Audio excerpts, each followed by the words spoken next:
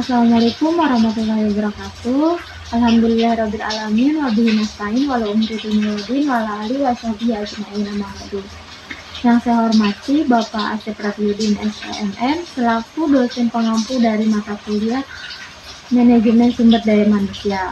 Baik, izin memperkenalkan diri, nama saya Kanawia Sabila dengan NIM 22331 dari Prodi Manajemen kelas RA12.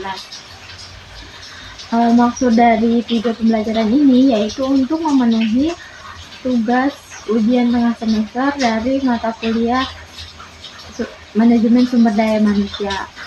Nah, dalam video pembelajaran ini saya akan menjelaskan beberapa materi, yaitu mengenai konsep dasar manajemen sumber daya manusia. Yang kedua yaitu mengenai analisis dan perencanaan pekerjaan. Yang ketiga yaitu mengenai perencanaan SDM. Yang keempat yaitu mengenai rekrutmen dan seleksi. Yang kelima yaitu mengenai penempatan dan pemberhentian. Nah, yang keenam yaitu mengenai pelatihan dan pengembangan sumber daya manusia. Dan yang terakhir yaitu mengenai pengembangan karir. Baik, untuk mengefisiensikan waktu, langsung saja ke pembahasannya. Baik, langsung saja ke penjelasannya, yaitu mengenai konsep dasar manajemen sumber daya manusia. Jadi dapat didefinisikan bahwa manajemen sumber daya manusia adalah proses yang melibatkan perencanaan, pengorganisasian, pengarahan, dan pengendalian semua aktivitas yang berkaitan dengan sumber daya manusia dalam suatu organisasi. Nah, tujuannya yaitu untuk mengoptimalkan penggunaan sumber daya manusia agar dapat mencapai tujuan organisasi yang efisien dan efektif. Nah, peran manajemen sumber daya manusia dalam organisasi yaitu yang pertama, perencanaan sumber daya manusia mengidentifikasikan kebutuhan tenaga kerja yang diperlukan untuk mencapai tujuan organisasi, termasuk perencanaan untuk mengembangkan keterampilan dan kompetensi. Nah, yang kedua yaitu ada rekrutmen dan seleksi. Nah, mencari dan melihat kandidat yang tepat untuk mengisi posisi yang tersedia. Dan memastikan bahwa individu yang direkrut memiliki kemampuan dan keterampilan yang sesuai. Yang ketiga yaitu pelatihan dan pengembangan peningkatan keterampilan dan pengetahuan karyawan, program pelatihan sehingga mereka dapat kontribusi lebih baik terhadap organisasi. Nah, yang keempat yaitu penilaian kinerja, yang dimana mengukur dan mengevaluasi kinerja karyawan untuk memberikan umpan balik serta menentukan kebutuhan pelatihan dan pengembangan lebih lanjut. Yang kelima yaitu mengenai pengelola hubungan karyawan, yang dimana membangun hubungan yang baik antara manajemen dan karyawan termasuk penyelesaian konflik dan pengelolaan kepuasan kerja. Yang keenam yaitu kompetensi dan manfaat. Nah, mengelola struktur gaji dan manfaat lain untuk menarik dan mempertahankan karyawan yang berkualitas. Yang ketujuh yaitu kepatuhan hukum, memastikan bahwa semua praktek sumber daya manusia mematuhi peraturan dan undang-undang ketenagakerjaan yang berlaku. Dan dapat disimpulkan bahwa manajemen sumber daya manusia sangat berperan penting dalam keberhasilan organisasi. Dengan mengelola sumber daya manusia secara efektif, organisasi dapat mencapai tujuan strategisnya. Baik, materi selanjutnya yaitu mengenai analisis dan perencanaan pekerjaan. Jadi, analisis dan perencanaan pekerjaan merupakan dua proses yang terkait dan penting dalam manajemen sumber daya manusia. Analisis pekerjaan adalah proses sistematis untuk mengumpulkan dan menganalisis informasi tentang tugas, tanggung jawab, pengetahuan, keterampilan, dan kemampuan yang diperoleh untuk melakukan suatu pekerjaan. Nah, Sementara perencanaan pekerjaan adalah proses merancang atau mengubah pekerjaan agar lebih efektif, efisien, dan memuaskan bagi karyawan. Jadi pentingnya analisis pekerjaan yaitu pekerjaan memiliki peran penting dalam beberapa aspek manajemen sumber daya manusia, termasuk yaitu rekrutmen dan seleksi, yang dimana analisis pekerjaan membantu menentukan kualifikasi dan persyaratan yang dibutuhkan untuk suatu posisi sehingga proses rekrutmen dan seleksi dapat dilakukan secara efektif dan efisien. Selanjutnya yaitu ada pelatihan dan pengembangan, di mana informasi yang diperoleh dan dianalisis pekerjaan dapat digunakan untuk merancang program pelatihan dan pengembangan yang sesuai dengan kebutuhan karyawan dan persyaratan pekerjaan. Yang ketiga yaitu ada evaluasi kinerja, yang dimana analisis pekerjaan membantu menetapkan standar kinerja yang jelas dan objektif, sehingga proses evaluasi kinerja dapat dilakukan secara adil. Nah, selanjutnya ada kompetensi dan benefit, yang dimana analisis pekerjaan dapat membantu menentukan tingkat kompetensi dan benefit yang adil dan kompetitif untuk setiap posisi berdasarkan nilai dan komplikasi pekerjaannya. Selanjutnya ada keselamatan dan kesehatan kerja, yang dimana analisis pekerjaan dapat membantu mengidentifikasi potensi pekerjaan sehingga langkah-langkah pencegahan dapat diambil untuk melindungi keselamatan kesehatan karyawan. Yang selanjutnya yaitu mengenai motivasi dan kepuasan kerja, yang dimana perencanaan pekerjaan yang efektif dapat meningkatkan motivasi dan kepuasan kerja karyawan dengan memberikan mereka kesempatan untuk menggunakan keterampilan dan kemampuan mereka, serta memberikan kontrol dan otonomi atas pekerjaan mereka. Nah, yang selanjutnya yaitu faktor-faktor yang mempengaruhi perencanaan pekerjaan.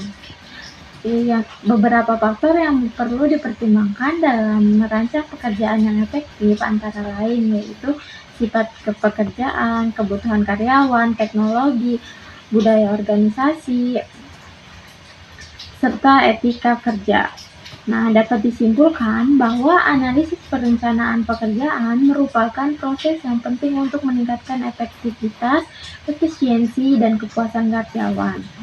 Melalui analisis pekerjaan, perusahaan untuk memperoleh informasi yang diperlukan untuk merancang pekerjaan yang sesuai dengan kebutuhan karyawan dan persyaratan pekerjaan. Teknik perencanaan pekerjaan yang efektif dapat membantu meningkatkan motivasi, kepuasan kerja, dan kinerja karyawan. Baik, materi yang selanjutnya yaitu mengenai perencanaan sumber daya manusia. Jadi, perencanaan sumber daya manusia yang strategis merupakan proses penting bagi perusahaan untuk memastikan bahwa mereka memiliki sumber daya manusia yang tepat pada waktu yang tepat dan dengan keterampilan yang tepat untuk mencapai tujuan bisnis mereka. Jadi, perencanaan sumber daya manusia yang efektif melibatkan beberapa langkah penting yang saling terkait. Yang pertama yaitu menganalisis kebutuhan sumber daya manusia. Yang kedua yaitu merumuskan strategi perencanaan sumber daya manusia. Yang ketiga yaitu implementasi strategi perencanaan sumber daya manusia. Yang terakhir, yang keempat yaitu mengevaluasi dan menyesuaikan. Baik, langsung saja materi yang selanjutnya yaitu mengenai rekrutmen dan seleksi. Nah, rekrutmen dan seleksi merupakan proses penting dalam membangun tim yang efektif dan efisien di dalam organisasi. Nah, proses ini bertujuan untuk menemukan dan memilih calon karyawan yang memiliki kualifikasi, kompetensi, dan budaya kerja yang sesuai dengan kebutuhan perusahaan. Nah, proses rekrutmen yang efektif juga melibatkan beberapa tahapan yang penting yang saling berkaitan. Yang pertama yaitu perencanaan rekrutmen, yang kedua ada penerimaan lamaran, yang ketiga ada seleksi awal, yang keempat ada tahap seleksi, yang kelima ada pengembangan keputusan, yang keenam ada onboarding.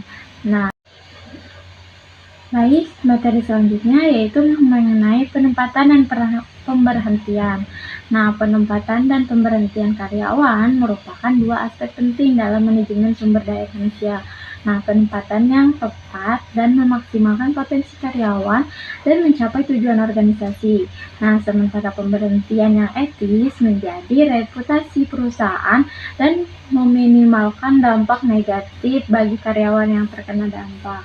Nah, proses penempatan karyawan yaitu proses penempatan karyawan yang telah diterima pada posisi yang sesuai dengan keahlian, keterampilan, dan minat mereka. Proses ini merupakan tindak lanjut dari seleksi dan bertujuan untuk memaksimalkan kontribusi karyawan terhadap organisasi. Nah, tahap-tahap penempatan karyawan yaitu ada analisis jabatan, yang dimana memahami dengan detail tugas, tanggung jawab, dan kualifikasi yang dibutuhkan untuk setiap posisi. Yang kedua ada pencocokan, yang dimana membandingkan profil calon karyawan dengan persyaratan jabatan untuk menemukan posisi yang paling cocok. Yang ketiga ada orientasi, yang dimana memberikan informasi dan pelatihan yang dibutuhkan untuk membantu karyawan baru beradaptasi dengan lingkungan kerja dan memahami tugas mereka. Nah, yang keempat ada evaluasi, yang dimana menentukan kinerja karyawan baru secara berkala untuk memastikan penempatan yang tepat dan memberikan dukungan yang diperlukan. Selanjutnya ada faktor penting dalam penempatan, yaitu kesesuaian keahlian, motivasi, dan budaya organisasi. Nah, ada pula di sini mengenai etika pemberhentian karyawan, yang dimana pemberhentian karyawan adalah keputusan yang sulit, tetapi harus dilakukan dengan etika dan profesionalisme untuk menjaga reputasi perusahaan, meminimalkan dampak negatif bagi karyawan yang terkena dampak. Nah, prinsip etika pemberhentian yaitu melibatkan transparansi, yang dimana memberikan alasan yang jelas dan jujur tentang alasan pemberhentian tersebut. Nah, yang kedua ada keadilan, yang dimana menerapkan prosedur pemberhentian yang adil dan konsisten untuk semua karyawan. Nah, yang ketiga ada hormat, yang dimana menghormati karyawan yang diberhentikan dengan memberikan perlakuan yang pantas dan menghargai kontribusi mereka. Nah, yang keempat yaitu dukungan, yang dimana mereka memberikan dukungan yang diperlukan kepada karyawan yang diberhentikan seperti bantuan dalam mencari pekerjaan baru. Baik, selanjutnya yaitu materi mengenai pelatihan dan pengembangan sumber daya manusia. Jadi, pelatihan dan pengembangan sumber daya manusia merupakan investasi penting bagi perusahaan untuk meningkatkan kualitas dan kinerja karyawan. Melalui pelatihan, karyawan yang dapat diperoleh pengetahuan, keterampilan, dan sikap yang dibutuhkan untuk menjalankan tugas mereka secara efektif dan efisien. Nah, pengembangan sumber daya manusia di sisi lain berfokus pada perkembangan potensi karyawan jangka panjang, mempersiapkan mereka untuk peran dan tanggung jawab yang lebih besar di masa depan. Nah, adapun berbagai metode pelatihan, yaitu ada pelatihan di tempat kerja. Nah, yang kedua ada pelatihan di luar tempat kerja, yang ketiga ada metode pembelajaran jarak jauh, yang keempat ada pelatihan simulasi, yang kelima ada pelatihan berbasis kasus, yang keenam ada pelatihan permainan peran, yang ketujuh ada pelatihan berbasis proyek, yang kedelapan ada pelatihan outbound. Nah, di sini juga ada pentingnya pengembangan sumber daya manusia. Jadi, pengembangan sumber daya manusia memiliki peran penting dalam keberhasilan perusahaan, baik dalam jangka pendek maupun jangka panjang. Berikut adalah beberapa manfaat utama pengembangan sumber daya manusia, yaitu meningkatkan produktivitas dan efisiensi. Yang kedua, ada lagi yaitu meningkatkan kualitas produk dan layanan. Selanjutnya ada meningkatkan kemampuan adaptasi terhadap perubahan. Selanjutnya ada yaitu meningkatkan loyalitas dan motivasi karyawan. Selanjutnya ada persiapan pemimpin masa depan, dan yang terakhir ada meningkatkan daya saing perusahaan. Nah, dapat disimpulkan bahwa pelatihan dan pengembangan sumber daya manusia merupakan investasi penting yang dapat memberikan manfaat jangka panjang bagi perusahaan dengan membangun potensi karyawan, perusahaan dapat meningkatkan produktivitas, kualitas, dan daya saing. Baik, penjelasan yang terakhir yaitu mengenai pengembangan karir karyawan. Jadi, pengembangan karir karyawan menjadi kunci untuk meningkatkan retensi, produktivitas, dan kesuksesan organisasi. Nah, dengan mendukung pertumbuhan profesional mereka, perusahaan dapat menciptakan lingkungan kerja yang positif, memotivasi, dan berkelanjutan. Ada beberapa cara untuk mendukung pengembangan karir karyawan dalam organisasi. Yang pertama yaitu ada menciptakan sistem pengembangan karir yang jelas. Nah, yang kedua ada memberikan peluang pelatihan dan pengembangan. Yang ketiga ada memberikan dukungan dan bimbingan. Yang keempat ada menciptakan budaya pengembangan. Yang kelima ada memanfaatkan teknologi. Nah, dapat disimpulkan bahwa mendukung pengembangan karir karyawan adalah investasi jangka panjang yang menguntungkan bagi karyawan maupun organisasi. Dengan menciptakan lingkungan kerja yang positif, menyediakan peluang pelatihan dan pengembangan, dan memberikan dukungan yang memadai. Nah, perusahaan dapat membantu karyawan mencapai potensi penuh, mereka dapat berkontribusi pada kesuksesan organisasi. Baik, di atas merupakan beberapa referensi yang saya ambil sebagai bahan untuk pembuatan video pembelajaran kali ini. Baik, mungkin itu saja penjelasan materi dari saya. Kurang dan lebihnya mohon maaf. Saya ucapkan terima kasih. Wabillahi taufiq wal hidayah. Wassalamualaikum warahmatullahi wabarakatuh.